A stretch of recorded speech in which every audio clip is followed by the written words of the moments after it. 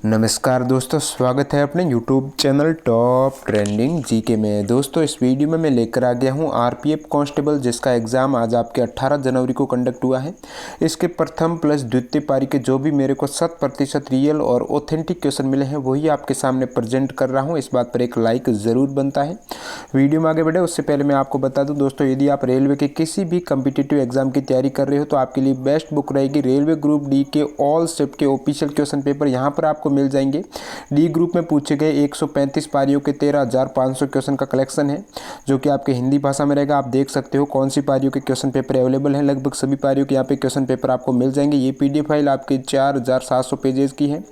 और इसके अलावा आप रेलवे एएलपी सीबीटी फर्स्ट के ऑल शिफ्ट के क्वेश्चन पेपर भी डाउनलोड कर सकते हो। और इसके नीचे आपको आरपीएफ एसआई के क्वेश्चन पेपर भी मिल जाएंगे पीडीएफ के सबसे नीचे।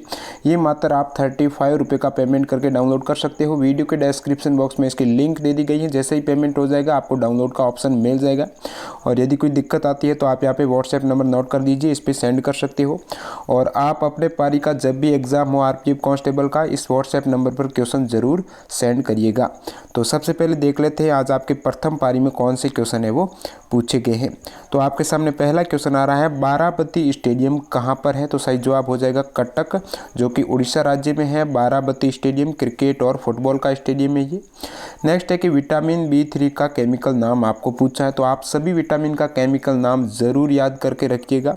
और विटामिन B3 का जो रासायनिक नाम होता है ये आपके नियासिन होता है। विटामिन ए की बात करें तो ए का केमिकल नेम होता है रेटिनॉल, सी का एस्कॉर्बिक एसिड होता है, ई का होता है टेकोफेरॉल, और के का होता है फाइलोक्विनोन होता है, B12 का होता है चाइनोकोबाल्मिन, विटामिन B2 का राइबोफ्लेविन होता है, B1 का थाइमिन होता है। ये सभी आपके आने वाले किसी भी शिफ्ट में पूछे जा सकते हैं। और बाकी इन सभी क्वेश्चन की आपको पीडीएफ फाइल टेलीग्राम चैनल पर मिल जाएगी। वीडियो के डिस्क्रिप्शन बॉक्स में इसकी लिंक दे दी गई है। अम्लीय वर्षा का पीएच मान होता है तो 7 से कम होता है, 4 से लेकर लगभग 5.6 के मध्य रहता है अम्लीय वर्षा का पीएच।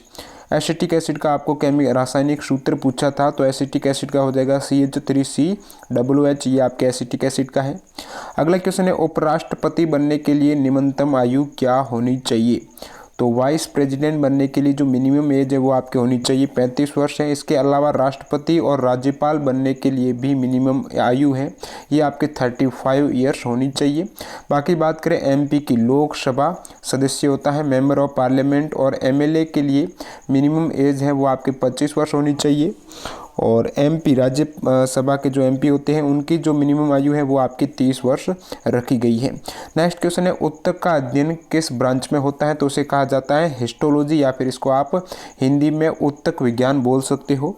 नेक्स्ट है कि कामाख्या प्रसाद तासा किस लोकसभा क्षेत्र के सांसद हैं? तो कामाख्या प्रसाद तासा है ये जोराहट लोकसभा क्षेत्र है जो कि असम राज्य में है। तो वहाँ के सांसद हैं कामाख्या प्रसाद तासा, जोराहट क्षेत्र के। भारत का एक उपराष्ट्रपति होना चाहिए, ये किस अनुच्छेद में है? तो भारत के उपराष्ट्रपति का अनुच्छेद है आपके 63, और भारत में एक राष्ट्रपति होना चाहिए ये उल्लेखित है अनुच्छेद 52 में। अगला है कि कजाकिस्तान की कैपिटल आपको पूछी है, तो अस्ताना हो जाएगा। कजाकिस्तान देश है, उसकी राजधानी क्या दोस्तों? अस्ताना यहाँ पे करेक्ट है।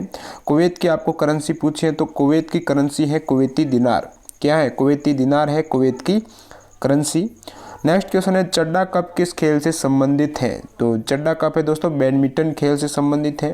तो लगभग प्रत्येक पारी में आपकी एक तो गेम्स की स्पोर्ट की टर्मिनोलॉजी आ रही है, और प्लस आपके जो भी कप है वो कौन से खेल से संबंधित है। तो बैडमिंटन के और भी कप आप यहाँ पे देख सकते हो, अग्रवाल कप है, उबर कप है, अब्दुल रहमान कप है, योनेक्स कप है, सोफिया कप, थॉमस कप है। ये सभी आपके बैडमिंटन के कप हैं, तो ये आपको पीडीएफ फाइल में मिल जाएंगे।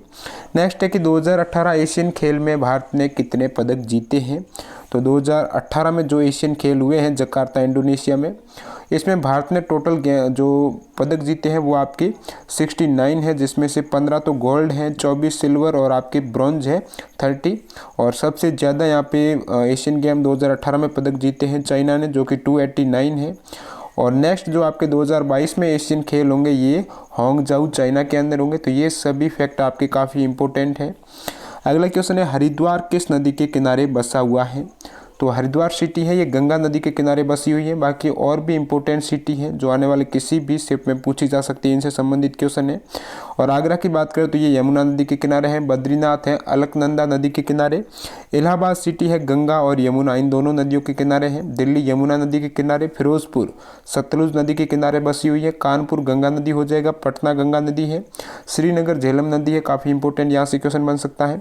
सूरत है, यहाँ पर क्वेश्चन आ चुका है एलपी में। सूरत आपके ताप्ती नदी के किनारे बसा हुआ है। विजयवाड़ा कृष्णा नदी के है। अयोध्या सरयू नदी के। उज्जैन शिप्रा नदी के है। कोलकाता हुगली नदी, ये क्वेश्चन भी आ चुका है। लखनऊ गोमती नदी, ये क्वेश्चन भी आया हुआ है। लखनऊ है ये गोमती नदी के किनारे बसा हुआ है। नासिक गोदावरी नदी के किनारे है। कोटा चंबल नदी के किनारे। अहमदाबाद है साबरमती नदी के किनारे। हैदराबाद की बात करें तो ये मूसी नदी के किनारे है। मथुरा यमुना नदी के किनारे। जमशेदपुर ये आपके स्वर्ण रेखा नदी के किनारे बसी हुई सिटी है। गुवाहाटी है ब्रह्मपुत्र। और आपके लास्ट यहाँ पे इंपोर्टेंट 22 आप सिटीज देख सकते हो। बरेली राम गंगा नदी के किनारे हैं। ये सभी आपको पीडीएफ फाइल में मिल जाएंगी। अगला है कि 33 से 45 तक संख्याओं का एवरेज आपको पूछा है, तो आपको संख्याएं लिखनी है और इसमें से बीच की संख्या हो जाएगी एवरेज 39, या फिर आप अलग अलग संख्याओं को ऐड करके भाग दे सकते हो जितनी भी संख्याएं हैं।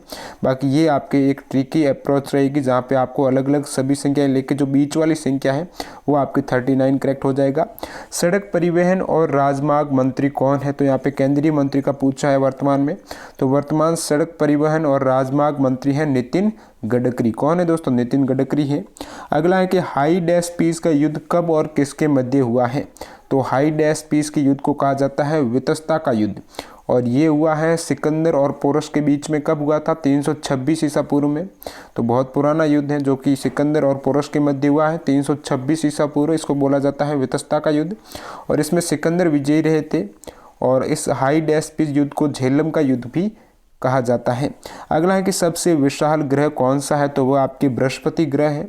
इंग्लिश में बोले तो जुपिटर है, जो कि पृथ्वी के सापेक्ष 11.2 गुना बड़ा है, 11.2 टाइम्स बिगर देन अर्थ। अगला क्वेश्चन है, कोई आदमी निश्चित चाल से 7/8 चाल से चलने पर 24 मिनट देरी से घर पहुंचता है। यदि वो अपनी फिक्स चाल से चले तो कितनी देरी से घर पहुंचेगा। तो यहाँ पे दिया गया है यदि व्यक्ति 7/8 चाल से चलता है, तो यहाँ पे ये तो आपकी मूल चाल है फिक्स, और वहाँ ये बता रहा है कि 7 की जो चाल है एवरेज है, स्पीड से चल रहा है व्यक्ति, तब वो घर 24 मिनट देरी से पहुँच रहा है। यदि मान लें यहाँ पे 1 हो, यदि 1 की चाल से व्यक्ति चलता है तो घर कितने मिनट देरी से पहुँचेगा, 24 गुणा 7 हो जाएगा। और यहाँ पे पूछा गया है यदि वो फिक्स चाल से चले, यानी फिक्स कौन सी, यहाँ पे 8 है, तो 1 का 24/7 हो जाएगा। 8 के लिए आप क्या करेंगे, भाग 8 कर देंगे, तो 8 यहाँ पे 3 बार जाएगा, और 7 का 3 से गुणा हो जाएगा, आपकी 21 मिनट लेट पहुँचेगा।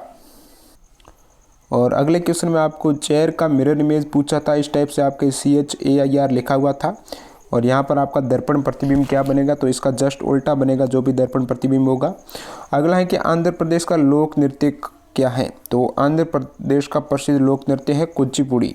और भी इम्पोर्टेंट लोक नृत्य बता देता हूँ विभिन्न राज्यों के, जैसे कि असम का बिहू है, गुजरात का गरबा, केरल का कथकली, राजस्थान का घूमर है, तमिलनाडु का भरतनाट्यम, पंजाब का भांगड़ा है, पश्चिम बंगाल का काठी, और कर्नाटक का यक्षगान है। बहुत ही ज़्यादा इंपॉर्टेंट यहाँ से क्वेश्चन बन सकते हैं, तो ये सभी आप ज़रूर याद करके जाइएगा। नेक्स्ट क्वेश्चन देख लेते हैं सेकेंड पारी के। अभी तक मेरे को थर्ड शिफ्ट के क्वेश्चन नहीं मिले हैं। यदि आज आपका पेपर तृतीय पारी में था तो कमेंट करके ज़रूर बताइए आपकी पारी में कौन से क्वेश्चन पूछे गए, या फिर आप व्हाट्सएप कर सकते हो यदि आपका पेपर नहीं हुआ, जब भी आपका पेपर हो। बंगाल का विभाजन कब हुआ था, तो बंगाल का विभाजन है ये आपकी, इसका निर्णय किया था वाइसराय लॉर्ड कर्जन ने। कब किया था, 19 जुलाई 1905 को बंगाल का विभाजन हुआ था। विटामिन सी का केमिकल नाम आपको पूछा है, फिर आपके प्रथम पारी में विटामिन B3 का पूछा था, और यहाँ पे सेकंड पारी में विटामिन सी का पूछा है।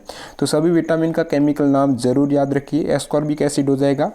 राज्यसभा सदस्य के लिए निम्नतम आयु क्या होनी चाहिए, तो 30 वर्ष आपके मिनिमम होनी चाहिए। अगला क्वेश्चन है, भारत का देसी खेल कौन सा है, तो आई थिंक वहाँ पर आपका ऑप्शन में खो खो था, जो कि करेक्ट होना चाहिए। बाकी देख सकते हो आप कबड्डी, कुश्ती, शतरंज, चौपड़ और भी हैं, चाप चीड़ी वगैरह, ये सभी आपके भारत के देसी खेल हैं, जहाँ भारत में उत्पत्ति हुई है इन सभी खेलों की, आप मान सकते हो। अगला है कि राष्ट्रपति बनने के लिए न्यूनतम आयु क्या होनी चाहिए, तो प्रथम पारी में वाइस प्रेसिडेंट का, यहाँ पर आपके प्रेसिडेंट का आ चुका है। तो राष्ट्रपति, उपराष्ट्रपति और राज्यपाल के लिए मिनिमम आयु रखी गई है 35 वर्ष। उज्बेकिस्तान की आपको राजधानी पूछी है, तो उज़्बेकिस्तान की हो जाएगी ताशकंद हो जाएगी। और यदि बात करें यहाँ पे कुर्दिस्तान की, तो कुर्दिस्तान की राजधानी है इरबिल। अगला है कि संसद बनती है, तो संसद लोकसभा, राज्यसभा और राष्ट्रपति इन तीनों को मिलकर संसद का निर्माण होता है। 2011 की जनसंख्या के जनगणना हुई थी, उसके अकॉर्डिंग भारत की क्या साक्षरता दर थी? तो आपका सही जवाब हो जाएगा 74.04% थी भारत की साक्षरता दर 2011 की जनगणना के अकॉर्डिंग। और 2011 की जनगणना के अकॉर्डिंग लिंगानुपात था 943। नेक्स्ट क्वेश्चन है, यदि किसी वस्तु को 76 में खरीदा गया है और 57 में उसको बेचा गया है तो लाभ या हानि परसेंटेज। बहुत ही इजी क्वेश्चन है। यहाँ पर आपका विक्रय मूल्य है 76 और विक्रय मूल्य है 57, तो कितने का घाटा हो रहा है? 19 रुपये का घाटा हो रहा है। किस पर हो रहा है? क्रय मूल्य पर, यानी 76 पर हो रहा है। तो परसेंटेज क्या हो जाएगा? 19/76 मल्टीप्लाई 100 बराबर 25% का लॉस हो जाएगा। अगला क्वेश्चन है, जब कोई वस्तु ऊपर से नीचे गिर रही है तो ऊर्जा परिवर्तन होगा। तो ऊपर से नीचे गिरने की स्थिति में स्थितिज ऊर्जा कम होगी और गतिज ऊर्जा धीरे धीरे बढ़ेगी। और जब वस्तु नीचे सतह पर टच कर रही होती है उस स्थिति में वस्तु की गतिज ऊर्जा मैक्सिमम हो जाएगी। अगला है कि मौलिक अधिकार का उल्लंघन होने पर किस अनुच्छेद के तहत न्यायालय में जाया जा सकता है?